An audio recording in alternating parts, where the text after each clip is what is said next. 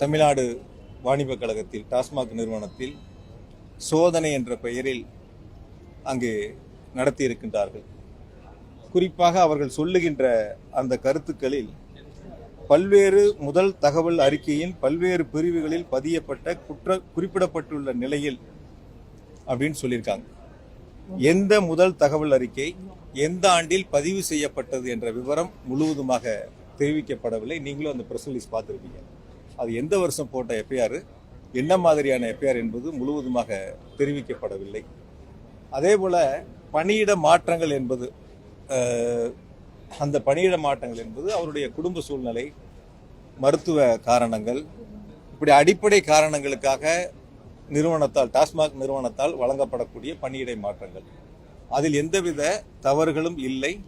ஆனால் தவறுகள் நடந்ததைப் போல ஒரு தோற்றத்தை அங்கே உருவாக்கி இருக்கின்றார்கள். அதேபோல டிரான்ஸ்போர்ட் டெண்டரை பொறுத்த வரைக்கும் வெளிப்படைத்தன்மையோடு கொடுக்கப்பட்ட ஒரு டெண்டர். அதில் எந்த விதமான முறைகேடுகளோ மாற்று கருத்திற்கோ இடமில்லை. அதில் அவர்கள் ஆவணங்களை எடுத்ததாக குறிப்பிட்டிருக்கின்றார்கள். அதேபோல மதுபான உற்பத்தி ஆலைகளுக்கும் பாட்டில் கொள்முதலுக்கும் இடையில் இருக்கக்கூடிய அவர்களுடைய வணிகம் சம்பந்தப்பட்ட அது என்பது எங்களுடைய நிறுவனத்திற்கு வெளியில்.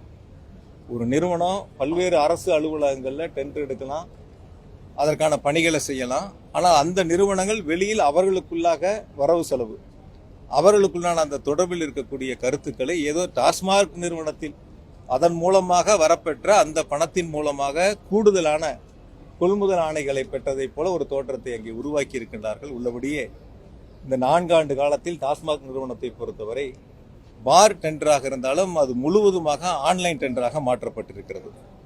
அதற்கான முயற்சிகள் எடுத்து முழுவதும் இப்போ பார் டெண்டரை பொறுத்த வரைக்கும் ஆன்லைனாக மாறிடுச்சு. அதே போல் என் எண்டை பொறுத்த வரைக்கும் இப்பொழுது 24 மாவட்டங்களில் அது நடைமுறைப்படுத்தப்பட்டிருக்கின்றன. மீதம் இருக்கக்கூடிய மாவட்டங்களில் படிப்படியாக அது நடைமுறைப்படுத்துவதற்கான பணிகளை நாங்கள் மேற்கொண்டிருக்கின்றோம்.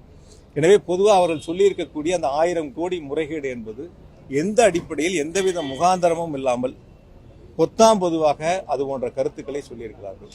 நான் ஒரே ஒரு கருத்து மட்டும் உங்களுக்கு சொல்லிடுறேன். இந்த 1000 கோடி என்பதை முன்னதாக ஒருவர் சொல்லுகிறார். அவர் யாருன்னு உங்களுக்கு தெரியும். முன்னதாக ஒருவர் பேட்டியிலே 1000 கோடி என்று சொல்லுகிறார். பின்னர் அமலாக்கத்துறை அதே 1000 கோடியை அந்த அறிக்கையிலே பதிவிட்டு 1000 கோடி என்று அவர்கள் அந்த கருத்தை முன்வைக்கின்றார்கள்.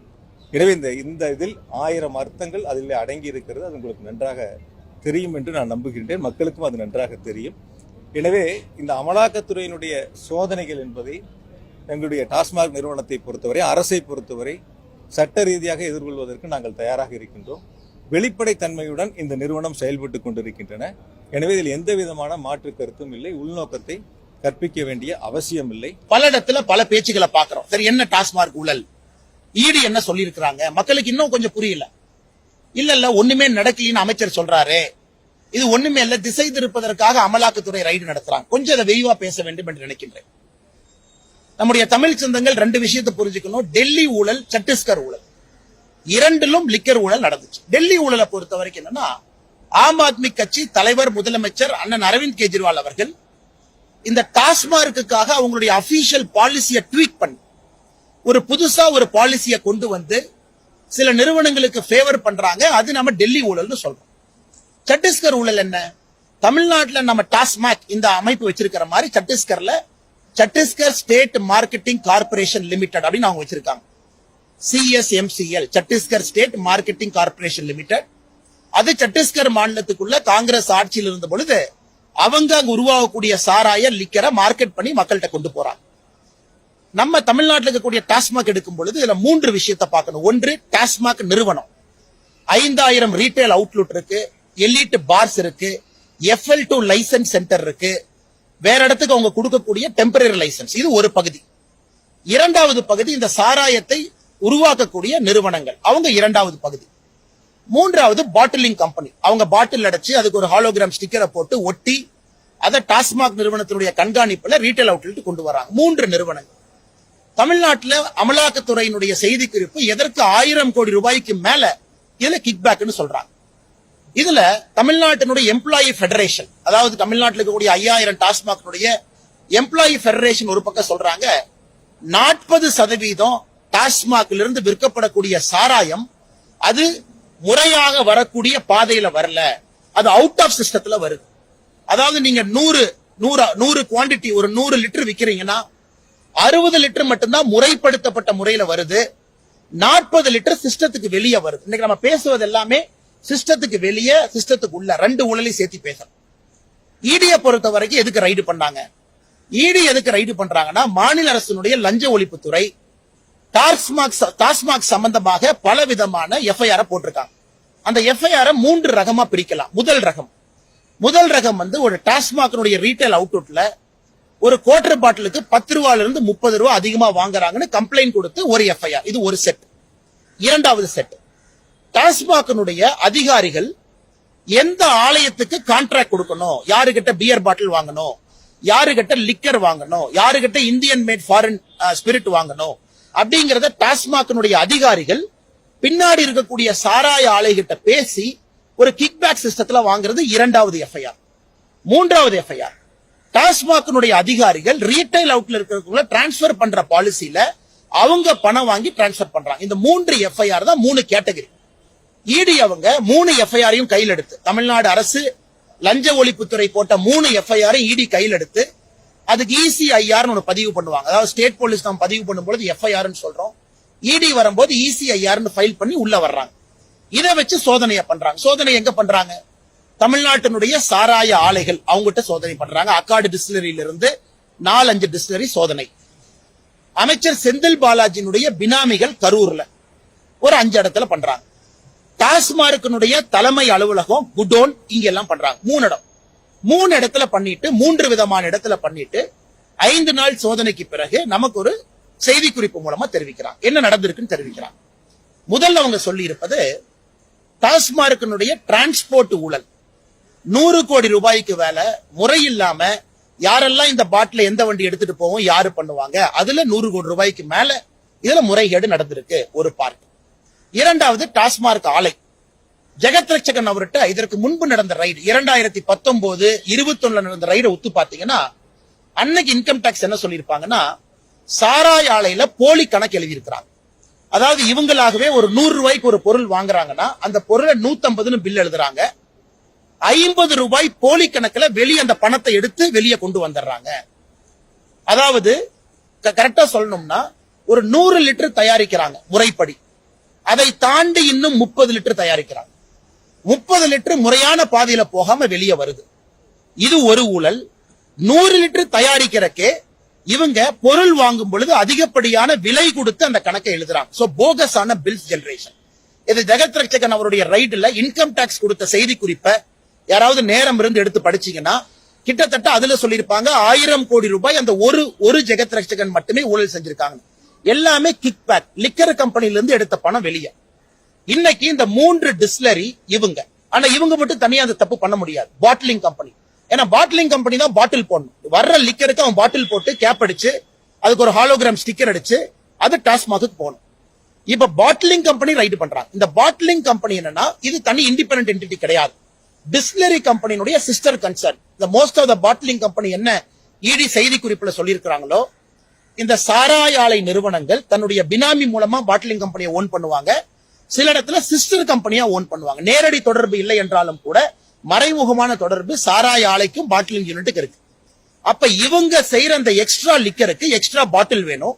இது சத்தீஸ்கர்னுடைய எக்ஸாக்ட் மாடல். போலி ஹாலோகிராம் ஸ்டிக்கர், போலி பாட்டில், போலி கேப். ஏன்னா இது எல்லாமே நம்ம கணக்கு பாக்குறோம். டாஸ்மாக்னுடைய வேலை என்னன்னா, ஹாலோகிராம் ஸ்டிக்கர் எவ்வளவு கொடுத்தோம், எவ்வளவு ஹாலோகிராம் ஸ்டிக்கர் திரும்ப வந்திருக்கு, இது டாஸ்மாக் பார்க்க வேண்டிய கணக்கு. சத்தீஸ்கர்ல CSMCL என்ன பண்ணாங்கன்னா, எக்ஸ்ட்ரா ஹாலோகிராம் ஸ்டிக்கர், எக்ஸ்ட்ரா பாட்டில், எக்ஸ்ட்ரா கேப், இது தனியான ஒரு நெட்வொர்க். இன்னைக்கு தமிழகத்துல இடியினுடைய செய்தி குறிப்பு 2 சொல்றாங்க. பேரலல் நெட்வொர்க்ல இவங்க பணத்தை ஜெனரேட் பண்ணி வெளியே எடுத்திருக்காங்க. சாராய ஆலைகள் ஒரிஜினலா செஞ்ச சாராயத்துக்கே அதிகப்படியான இன்புட் காஸ்ட் காமிச்சு எடுத்திருக்காங்க. இதை எப்படி கண்டுபிடிக்கிறது? நம்ம ஈஸியா கண்டுபிடிச்சிடலாம். ஒரு சாராய ஆலையினுடைய கரண்ட் பில் எடுத்து பாக்குறாங்க. ஒரு சாராய ஆலையினுடைய நார்மல் கரண்ட் பில் எவ்வளவு யூனிட் பவர், எவ்வளவு வால்யூம்க்கு ஜெனரேட் ஆயிருக்கு. இப்ப அதிகமான சாராய உற்பத்தி பண்ணும்போது கரண்ட் பில் அதிகமா வரும். இது அமலாக்கத்துறையை பொறுத்தவரை சத்தீஸ்கர்ல பாத்தீங்கன்னா ஒரு சாராய ஆலையை ரைடு பண்ணி அவங்க கரண்ட் பில், இந்த ஸ்கேமுக்கு முன்னாடி எவ்வளவு, 100 யூனிட் செய்யணும்னா எவ்வளவு கரண்ட் பில் இருக்கணும், 200 யூனிட்னா எவ்வளவு கரண்ட் பில் இருக்கணும், இதையெல்லாம் வச்சு சார்ஜ் ஷீட் போட்டாங்க. இன்னைக்கு தமிழ்நாட்டுல இடி ரைட பத்தி இவ்வளவுதான் எனக்கு தெரியுங்க. நான் இன்னும் கரண்ட் பில்ல பத்தி நான் போக விரும்பல. அவங்க எங்கிருந்து ரா மெட்டீரியல் சோர்ஸ் பண்ணாங்க, எவ்வளவு ஏமாத்து பண்ணாங்க. இப்பவே சில மீடியா நண்பர்கள் 40,000 கோடி ரூபாய்க்கு மேல இருக்குன்னு சொல்றீங்க. நான் இடியினுடைய அதிகாரப்பூர்வமான செய்தி குறிப்பை வைத்து 1000 கோடி ரூபாய்க்கு மேல கிக் பேக் உள்ள வந்திருக்கு. அதனால்தான் பாரதிய ஜனதா கட்சி இதை கம்பீரமா எடுத்துக்கிறோம். இதுல குறிப்பா நிறைய நண்பர்கள் அமைச்சர் சொல்றாரு, சாராய அமைச்சர் என்ன சொல்றாரு, அது எப்படி அண்ணாமலை 1000 கோடி சொன்னாரு, அதே இடி 1000 கோடி சொல்லுது. இந்த பெடரல் அப்படின்னு உங்களுக்கு இல்ல ஒரு நிறுவனம் இருக்கு, ஒரு நிருபர் மகாலிங்கம்னு ஒரு நிருபர். இந்த ரைடு நடக்கும்போது அவர் ஆர்டிகல் எழுதுறாரு, 1000 கோடி ரூபாய்னு ஒரு மென்ஷன் பண்ணி அந்த ஆர்டிகல் ரொம்ப பியூட்டிஃபுல்லா எழுதியிருக்காரு, எப்படி எல்லாம் கிக் பேக் நடந்திருக்கு. அதை தாண்டி 2-3 பத்திரிகை நீங்களும் ரிப்போர்ட் எழுதுறீங்க. சோ எல்லா இடத்திலும் கூட இதை பேசிக்கா யூகிக்க முடியும். தமிழ்நாடை பொறுத்தவரை சத்தீஸ்கரை தாண்டி ஒரு மிகப்பெரிய ஒரு ஊழல் இங்க நடந்திருக்கு. எங்கேயும் அவங்க தப்பிச்செல்லாம் போக முடியாது, எங்களுக்கு நம்பிக்கை இருக்கு. ஈடியை பொறுத்த வரைக்கும் அமலாக்கத்துறை நேர்மையாக இந்த என்கொயரி நடத்தணுங்கிறதா எங்க வேண்டுகோள். இதுல சம்பந்தப்பட்டவங்க எல்லாத்தையும் உள்ள வைக்கணும். குறிப்பா செந்தில் பாலாஜியினுடைய பெயில கேன்சல் பண்றதுக்கு இடி மூவ் பண்ணணும்.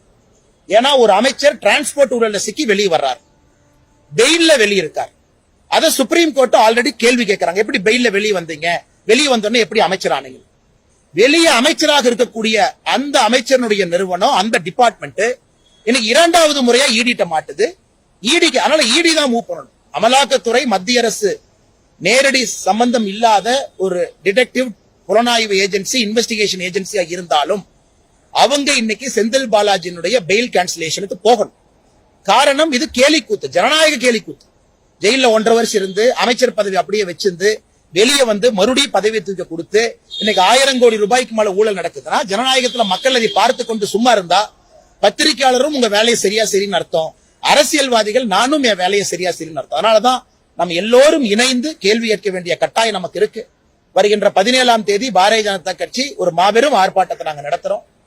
இந்த ஆர்ப்பாட்டம் சென்னையில முடிந்த பிறகு தமிழகத்தினுடைய 5000 டாஸ்மாக் கடைகளையும் முற்றுகை ஆர்ப்பாட்டம் நடக்கும். ஒரு வாரம் கழிச்சு தொடர்ச்சியாக நடவடிக்கை எடுக்கும் வரை பாரதிய ஜனதா கட்சியினுடைய தொடர் ஆர்ப்பாட்டம், முதல் ஆர்ப்பாட்டம் தான் 17ஆம் தேதி சென்னையில டாஸ்மாக் நிறுவனத்தினுடைய தலைமை அலுவலகத்தை எக்மோர்ல முற்றுகை போறோம். அதன் பிறகு அடுத்த ஒரு வாரத்துல 5000 லிக்கர் ஷாப்பையும் முற்றுகை பண்ண போறோம். தொடர்ச்சியாக எங்களுடைய ஆர்ப்பாட்டம் நடந்து கொண்டே இருக்கும். மாநில அரசு பதில் சொல்லும் வரை, இந்த அமைச்சர் அந்த பதவியில் இருந்து வெளியே செல்லும் வரை, இடி அவங்க முழுமையாக சார்ஜ் ஷீட்டை போட்டு சம்பந்தப்பட்டவங்க எல்லாத்தையும் அரெஸ்ட் பண்ற வரைக்கும். அதனால இந்த சத்தீஸ்கரையும் தாண்டி, சத்தீஸ்கர்ல ஒரு பாதி தான், அதாவது போலியா பில் அடிச்சு, ஆலோகிராம் அடிச்சு, பாட்டில் அடிச்சு, எக்ஸஸா உற்பத்தி பண்ணி அதை பேரலல் செயின்ல வித்தது. தமிழ்நாடு அதோடு சேர்ந்து விற்கப்பட்ட டாஸ்மார்க்கே பில்லை இன்ஃபிளேட் பண்ணி அதுல பணம் எடுத்து பண்ணிருக்காங்க. அதனால் புலனாய்வுத்துறை, அமலாக்கத்துறை என்ன நடவடிக்கை எடுத்திருக்கிறாங்களோ அதை நாங்க வரவேற்கிறோம். இன்னும் கடுமையாக எடுக்க வேண்டும் என்று இந்த நேரத்தில் நாங்கள் வலியுறுத்துகின்றோம்.